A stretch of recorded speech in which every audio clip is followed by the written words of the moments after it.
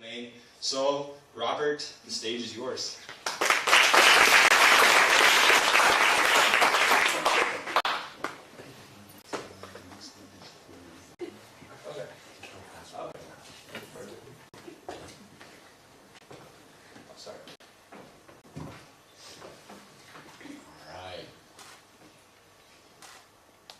I'd like you all to just whip out a note of imaginary paper and an imaginary pen. That's right, there's one person doing it. I'd like you all to do it. Just take out, yes, very good, right. Now, what I'd like you to write on this piece of paper is what you know about what your audience thinks about you when you speak in public. Think about all the expectations that you have when you walk on that stage. You think about what makes you nervous, that makes you feel like you got butterflies in your stomach. You got all that down? Yep. Good. All right. Now what I'd like you to do is to crumple up that piece of paper and throw it away. Not at me, please. All right? Because basically everything that we know from our expectations is wrong. Everything that we think our audience is thinking is actually a mistake. And I believe that it is the mistakes that we make in judging our audience that is what makes us so nervous and is what cripples us to share our great ideas. Remember at the beginning of Speaker's Corner when I talked about people sharing their great ideas? I have a firm belief that everyone in this audience has a great idea that they can share. And this is my vision, that with the ideas that I'm going to share with you, that you feel more empowered to share your ideas. Whether it be here, whether it be at university, whether it be at your next great pitch, that you feel more empowered. So let's start off with 1 out of 3. The first one is that we have cause and effect reversed. A lot of people have fear of public speaking. Actually, if you look at fear of public speaking, there is a book of lists that lists the greatest fears of mankind. Somewhere on number 8, we have the fear of death. So that is our 8th worst concern.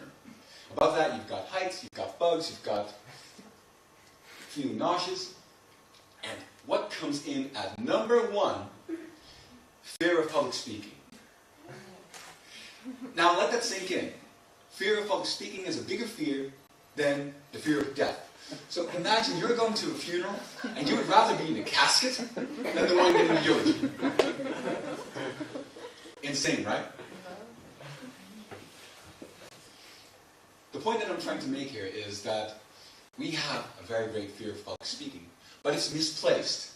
Because what is fear of public speaking? Fear of public speaking is the idea that our audience is negatively judging us. And that makes us fearful. Not fearsome, fearful. Fearsome that you can leave for the bare state of mind. It makes us fearful. Well, in reality, it's the other way around. It's only when we have discomfort, when we feel uneasy spreading the messages that we love, that our audience picks up these signals. And the weird thing is, you can be a perfectly polished speaker. Your body language can be perfect. Your pitch can be perfect. Everything about your speech can be perfect. But if you don't feel at ease on that stage, people are going to notice. Even if it's just subconsciously in the back of their heads, they're going to notice and they will view your speech in a more negative state of mind. So what's the first thing to know about losing that fear of public speaking. It's knowing that your audience isn't judging you. You're judging yourself for thinking that your audience is judging you. It's a bit complex, but it's the foundation that we should rest upon when we give our next speeches. Because it's not the audience that's judging us. Actually, point 2 is that your audience doesn't even know what you're going to say the moment you get up on that stage. In public speaking, for every speech you give 3 speeches. The first one is a speech that you give when you walk up to the stage. That one is perfect. That's exactly what you wanted it to be. That's how you envisioned it. That's success. The second one is the one that you're actually giving on that stage. And the third one is the one that you are giving in the back of your head when you're walking off that stage. Well, the thing is, your audience only sees one. The one that you are giving at that moment. So while you're on that stage, beating yourself up for every little mistake you made, for every time that you stray off of that perfect speech, every time that you say something you hadn't envisioned, you're thinking, oh, this is still a mighty fun speech. They're thinking, okay, give me what you want to give. So that's the second thing to keep in mind. And the audience doesn't know what you're going to speak about, and that they don't have the high expectations that you have. So don't beat yourself up if your speech isn't going according to plan. The third thing that I want to share with you is that not only is your audience not judging you, not only does your audience not know what you're going to talk about up until the moment that you step on that stage, the third thing is that your audience actually wants you to succeed. Imagine in the heads of all the people in the audience, there's this bag of goodwill. Yeah, just this duffel bag or this whatever kind of bag you want to envision. And this is filled with goodwill. And it's not filled with goodwill because you gave a great speech and it's full at the end.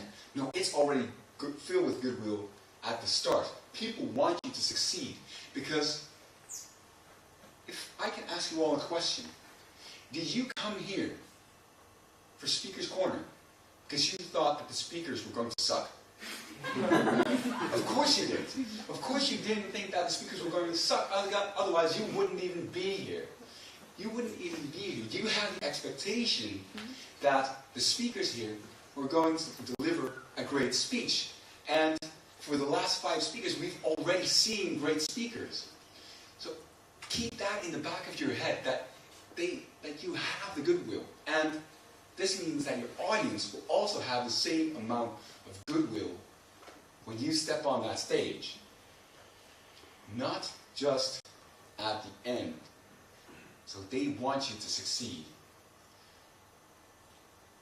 Those are the 3 things that you need to keep in mind the next time that you give a speech.